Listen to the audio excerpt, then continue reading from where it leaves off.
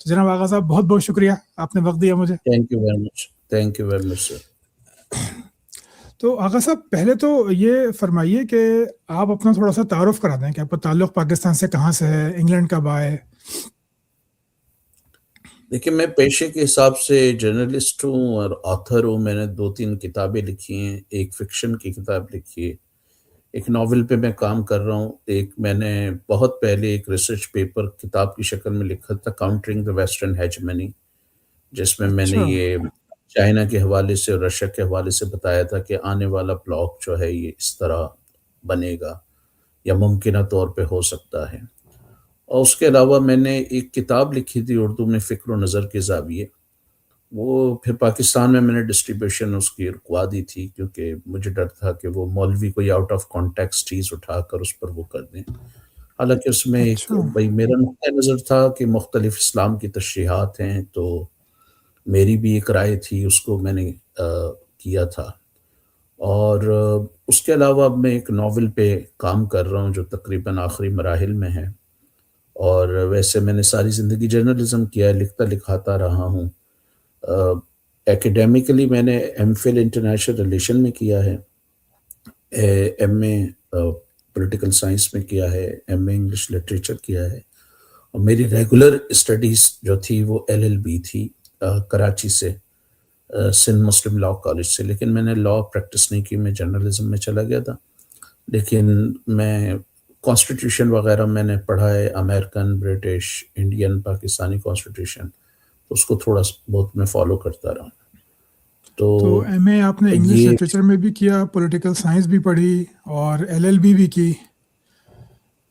ارے بھائی صاحب جی بہت زیادہ پڑھ لیا. پاکستان میں یہ پاکستان میں یہ ہوتا ہے نا کہ پاکستان اور انڈیا میں ایکسٹرنل کینڈیڈیٹ اگر آپ ہیں تو آپ کو خود پڑھنا پڑتا ہے. تو میں نے اچھا. ایم فل انٹرنیشنل ریلیشن میں جو ہے وہ ریگولر کی، LLB ریگولر کی، اور جو ایم اے میں نے کی ہیں وہ ایز ایکسٹرنل کینڈیڈیٹ کی ہیں، ایم اے پولیٹیکل سائنس اور ایم اے جو انگلش لٹریچر. اس کے علاوہ میں PhD کر رہا تھا انڈونیزیا پہ، اس کا میں نے ایک چیپٹر بھی لکھا تھا لیکن وہ میں کمپلیٹ نہیں کر پایا. انڈونیزیا میں سہارتوں کے دور میں جو ہیومن رائٹس وائلیشنز ہوئی تھی اس پر میں نے ایک آدھ چیپٹر لکھا تھا بس. لیکن وہ جرنلزم میں اتنی مصروفیات ہو گئیں کہ میں وہ اس کو کر نہیں پایا. ویسے اور بھی وہ پھر تو بہت لمبا ٹاپک ہے انفارچونیٹلی نا، 32 سال کا اقتدار تھا اس کا شاید، تو بہت مشکل میں ہوتا آپ کے لیے. میں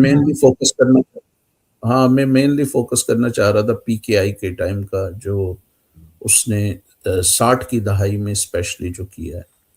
تو اس میں پھر انفارچونیٹلی میرا کچھ یاہو کے اکاؤنٹ تھے، وہ میں ان کے پاسورڈ کا پتہ نہیں کچھ مسئلہ ہو گیا، اس میں نے بہت سارا مٹیریل جمع کیا تھا. جب یاہو والوں نے وہ مٹیریل واپس کیا، وہ میرا ای میل ریسٹور کیا، تو وہ ساری پرانی ای میل سب ختم ہو گئی.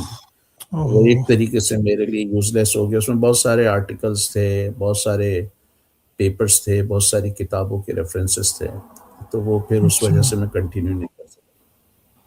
تو ان سب کے بعد اسلام میں یا اسلام کی تشریحات میں آپ کی دلچسپی کیسے ہوئی کہ آپ نے اس پہ کتاب بھی لکھی ہے ایک؟ ہم نے کراچی یونیورسٹی میں انٹرنیشنل ریلیشن میں ریگولر اسٹوڈنٹ بھی تھا، لیکن میں کیونکہ پارٹ ٹائم جاب بھی کر رہا تھا، تو ایک سرٹن اسٹیج میں میرے امپلائر نے کہا کہ بھائی یا تو پڑھ لو یا نوکری کر لو. تو پھر اس ٹائم پر مجھے BA آنرس 3rd ایئر میں مجھے ایگزام کے میں قریب تھا کمپلیٹ کرنے کے، تو مجھے پھر وہ یونیورسٹی چھوڑنی پڑی اپنی جاب کی وجہ سے. اور تو وہاں میرا سائیکالوجی سائیکالوجی بھی تھا، انٹرنیشنل ریلیشن بھی تھا اور انگلش لٹریچر بھی تھا.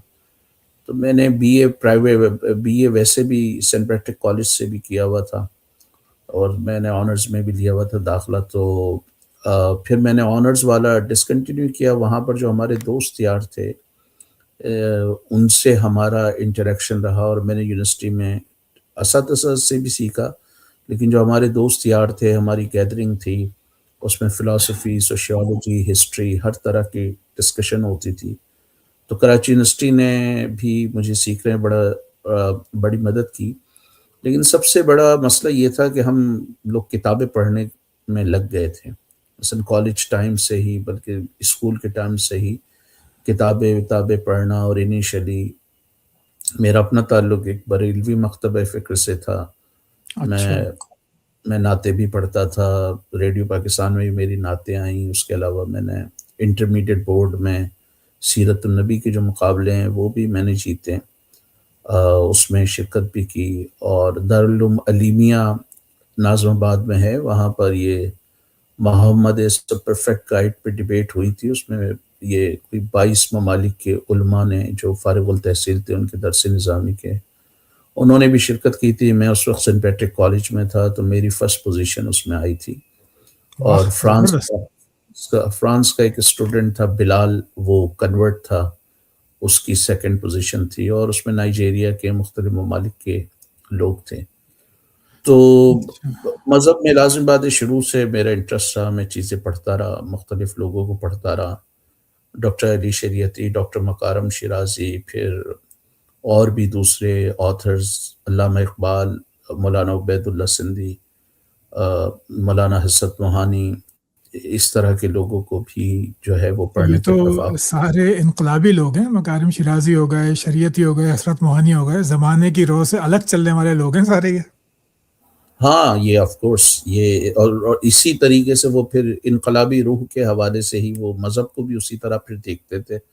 وہ مذہب کو مولویوں کی طرح جو ہے وہ نوٹ کمانے کا ذریعہ نہیں بنانا پسند کرتے تھے، اچھا، ان کے ڈفرینٹ ہوں۔ ٹھیک ہو گیا. تو پھر اب آپ نے یہ اپنا چینل شروع کیا تو اس سے آپ کیا حاصل کرنا چاہتے ہیں؟ مطلب مقصد کیا ہے دیکھیے آپ کا؟ بنیادی طور پہ تو میرا یہ ہے کہ ہم نے جو ہے پاکستان میں جو جنرل ضیاء کے ناصور کی وجہ سے جو پورے معاشرے میں کینسر پھیلا، نفرتیں پھیلیں، اور خیر جنرل ضیاء اس میں اکیلا نہیں تھا، ایک اس کا ہسٹوریکل کانٹیکس ہے، لیکن جنرل ضیاء نے اس کو مزید بہت زیادہ بہت ہائٹ تک وہ لے کر گیا۔ اس بالکل. کی وجہ سے جو معاشرت میں نفرتیں پھیلیں، ہم نے دیکھا کہ ایک طرف فرقہ وارانہ نفرت تھی، دوسری طرف قوم پرستانہ نفرت تھی۔ میں نے اپنے علاقوں میں پختونوں پہ حملے دیکھے، اور مجھے بڑا شرم محسوس ہوئی، اور آج بھی میں نے اسکول کے ٹائم میں کچھ مناظر ایک کوئٹہ ہوٹل پہ حملے کے دیکھے تھے، آج بھی وہ مجھے ہانٹ کرتے ہیں کہ کیسے ہم لوگ انسان دوسرے انسان پہ حملے کر سکتے ہیں۔ بالکل اسی طرح ہم نے اپنے دوست یار جاننے والے ایک ہی علاقے میں شیعہ سنی دیوبندی رہ رہے ہیں، پھر ان میں ہم نے نفرتیں بڑھتی ہوئی دیکھی۔ ہمارے شیعہ دوست جو ہے وہ کوئی جعفر طیار چلا گیا، کوئی ادھر ادھر چلا گیا، ایک گیٹوائزیشن، انویزیبل گیٹوائزیشن جن کے ساتھ ہم نے بچپن گزارا، شیعہ ڈاکٹرز مارے گئے، سنیوں پر حملے ہوئے، دیوبندی اور بریلوی تقسیم پر جو ہے وہ نفرتیں ہوئیں۔ تو میرا خیال ہے جس طرح میکیاولی نے کہا تھا کہ آپ سیاست میں حصہ لیں یا نہ لیں، سیاست آپ کو متاثر کرتی رہے گی، بالکل. تو آپ نیوٹرلٹی کوئی چیز نہیں ہوتی، یہ بیکار کی بات ہوتی ہے۔ تو آپ جب معاشرے میں نفرتیں پھیل رہی ہوں، اگر آپ اس نفرت کی آگ کے خلاف ڈھال نہیں بنائیں گے تو وہ آگ کل آپ کے اپنے گھر کو بھی پکڑے گی۔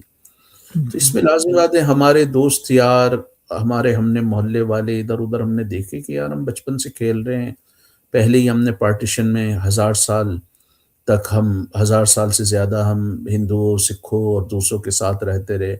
برطانیہ نے آگے ایک دڑاڑ ڈالی، اور پھر پڑوسیوں نے پڑوسیوں کو قتل کیا، کتنے منٹوں نے، قرۃ العین حیدر نے، دوسرے لوگوں نے اس کو بہت سارا لکھا ہے جو اس کا نوحہ لکھا ہے جی. جس کو آپ کا دل روئے پڑھ کر ان کو۔ تو میرا خیال ہے کہ نفرت کی اس آگ کے اس میں ڈھال بننا چاہیے آپ کو۔ اور یہ ڈاکٹر رفعت حسن ایک مسلم فیمنسٹ ہیں، وہ اچھی بات کہتی ہیں، وہ کہتی ہیں بھئی آپ مولوی کو کیوں اس بات کی اجازت دیتے ہیں کہ وہ اسلام کی تشریح کو مونوپلائز کرے؟ اگر آپ نکل جائیں گے، آپ کوئی متبادل نہیں دیں گے تو وہ تشریح دے گا، اس کو وہ مونوپلائز کرے گا، اور آپ کو یہ کہیں کہ وہ ڈسمس کر دے گا کہ جی آپ تو دہریے ہیں۔ اچھا ٹیکنیکلی دنیا میں سارے ہی دہریے ہیں، کیونکہ اگر پاکستان میں رہنے والا پاکستانی کہلاتا ہے تو دہر میں رہنے والا بھائی دہریہ کہلائے گا۔ تو اس حوالے سے شاہد حسین صاحب، کیسر احمد راجہ صاحب، یہ سبھی دہری ہیں۔ تو سبھی جو دہریے ہیں. اقبال نے کہا تھا قوت عشق سے ہر پست کو بالا کر دے، دہر میں اس میں محمد سے محمد اجالا سے کر دے۔ اجالا کر دے. تو اس حوالے سے تو ہم سب دہریے ہیں۔ اور یہ بھی انٹرسٹنگ بات ہے کہ قرآن میں یہ تو کہیں مولوی کہتا ہے کہ یہود و نصارہ تمہارے دوست نہیں ہو سکتے، لیکن کہیں دہریوں کے حوالے سے اس طرح کی بات نہیں کہ وہ آپ کے دوست نہیں ہو سکتے. وہ آپ تو کے دوست ہو سکتے ہیں پھر. That was a lighter mode. تو یا بالکل. لازم بات ہے یہ جو نفرتیں تھیں نا، یہ کہ ہم نے اپنے علاقوں میں دیکھے کہ تراویح ہو رہی ہیں تو سنیوں کی مسجدوں پہ حملہ ہو رہا ہے، عزاداری ہو رہی ہے، امام بارگاہوں پہ حملے ہو رہے ہیں، معصوم بچے. میں نے اس طرح کی بھی بکواس سنی لوگوں سے کہ بھئی اہل تشیع کو جو ہے وہ غلام بنا کے ان کی عورتوں کو باندیاں بنایا جانا چاہیے، لونڈی بنایا جانا چاہیے. اس طرح کی میں نے باتیں سنی اپنے سرکلز میں آگے پیچھے لوگوں سے. I was ہاریفائڈ. یار یہ کس طرح کی سوچ ہے. اور قتل کرنا ان کو وہ جائز سمجھتے تھے. پھر آگے جب بات ہوتی تھی وہ کہتے تھے کہ بریلوی بھی وہ ان سے بڑے کافر ہیں، وہ تو مشرک ہیں، تو ان کو مشرک ہیں جی. تو یہ بس سارے وہ معاملات تھے. میں نے کہا یار اس کے خلاف جو ہے وہ بات کی جانا چاہیے، بالکل نفرت کے خلاف بولا جانا چاہیے. وہ جس طرح جرمنی میں تھا، first they came for the communist, I was not the communist, تو میں نے کچھ نہیں کیا. Then they came for trade unionist, وہ جو بھی تھا، اور وہ پھر جیوز کے لیے آیا، اور فائنلی ہر بندہ پھر اس لپیٹ میں آیا. تو اس سے پہلے کہ معاشرے میں نفرت پھیلے، یہ جو مودودی کے دلال گھوم رہے ہیں، ساحل ادیم جیسے یا کیسر احمد راجہ جیسے، یا یہ وہ یوتھ کلب کے وہابی ہیں، آپ کو جو ہے وہ بات کرنی چاہیے اور لیٹ پیپل ڈیسائڈ. بھائی ان کا ایک نقطہ نظر ہے، آپ کا ایک نقطہ نظر ہے، کسی اور کا ہے. اب ان کی بدماشی تو نہیں ہے خیالات پر. بالکل. ہیگل نے کہا تھا کہ انسانی ذہن خیالات کا بحر الکاہل ہے. آپ ہر کام کر سکتے ہیں لیکن خیال کو ذہن میں آنے سے نہیں روک سکتے. نہیں روک سکتے. تو آپ ناممکن گفتگو ہے. کے ذریعے، بات کے ذریعے، مکالمے کے ذریعے ایک احترام کے جذبے کے ساتھ آپ بات کریں اس پر.